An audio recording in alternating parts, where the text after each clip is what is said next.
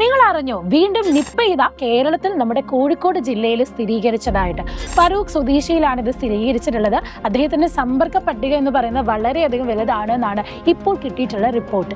എന്താണ് ഈ നിപ്പ വീണ്ടും വീണ്ടും കോഴിക്കോടേക്ക് വരുന്നത്? നിങ്ങൾ എല്ലാവരും ആലോചിച്ചിട്ടുണ്ടാവും അല്ലേ?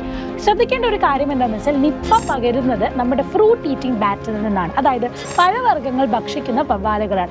ഏകദേശം ഈ ഒരു റീജിയനിൽ കൂടുതലായിട്ട് കാണുന്നതാണ് ഇത്തരം വവ്വാലുകളെ. അവരുടെ തന്നെ ഉമിനീരിൽ നിന്നും പഴങ്ങളിലൂടെയും പഴങ്ങളിൽ നിന്നും മനുഷ്യരിലേക്കോ, അല്ലെങ്കിൽ പഴങ്ങൾ ഭക്ഷിക്കുന്ന നമ്മുടെ പന്നികളിൽ നിന്നും മനുഷ്യരിലേക്കോ, ഈ രീതിയിലാണ് ഈ ഒരു വൈറസ് പകരുന്നത്.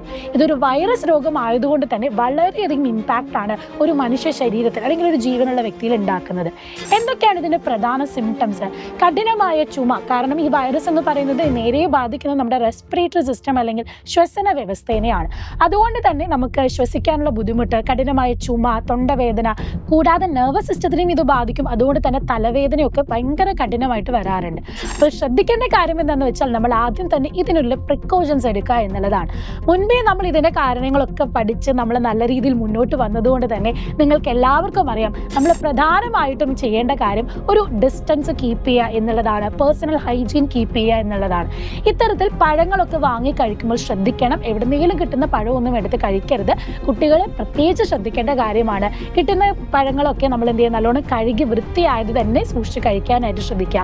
രണ്ടാമത്തെ കാര്യം എന്ന് പറയുന്നത്, നമ്മൾ മറ്റുള്ളവരുമായിട്ടുള്ള പേഴ്സണൽ കോണ്ടാക്ട് വരുന്നതാണ്. കാരണം നമ്മുടെ ഉമിനീരിലൂടെയും വാട്ടർ ഡ്രോപ്ലെറ്റ്സിലൂടെ അല്ലെങ്കിൽ ബോഡി ഫ്ലൂയിഡ്സിൻ്റെ ഡ്രോപ്ലെറ്റ്സിലൂടെ എന്ത് ചെയ്യാം, ഇത് പകരാം. അതുകൊണ്ട് തന്നെ പുറത്തൊക്കെ പോകുമ്പോൾ മാസ്ക് ധരിക്കുക. രണ്ടാമത്തെ കാര്യം എന്ന് പറഞ്ഞാൽ, നമ്മൾ പുറത്ത് പോയി മറ്റുള്ളവരുമായിട്ട് ഇടപെട്ട് കഴിഞ്ഞ് തിരിച്ച് വീട്ടിൽ വരുമ്പോൾ ഉടനെ തന്നെ കൈയും മുഖവും ഒക്കെ കഴുകുക. എന്നിട്ട് മറ്റുള്ളവരായിട്ട് എന്ത് ചെയ്യുക, അല്ലെങ്കിൽ വീട്ടുകാരുമായിട്ട് നമ്മളായിട്ട് കോണ്ടാക്ട് ചെയ്യാൻ ശ്രമിക്കുക.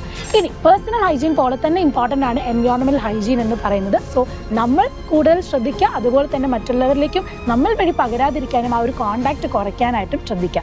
ഇത് കൂടാതെ തന്നെ ഇപ്പം വന്നിട്ടുള്ളതാണ് ഷിഗല്ല എന്ന് പറയുന്ന ഒരു ബാക്ടീരിയൽ ഡിസീസുമാണ്. പലതരം ഈ ഒരു മഴക്കാലമൊക്കെ ആയതുകൊണ്ട് തന്നെ രോഗങ്ങൾ വളരെ കൂടുന്ന ഒരു സാഹചര്യമാണ്. ഇത് കൂടാതെ കൊതുകുജന്യ രോഗങ്ങൾ വരാൻ സാധ്യതകളുമുണ്ട്. രോഗങ്ങൾ കൂടി വരികയാണ്. അതുകൊണ്ട് തന്നെ എല്ലാവരും ശ്രദ്ധിച്ച് മുന്നോട്ട് പോകുക.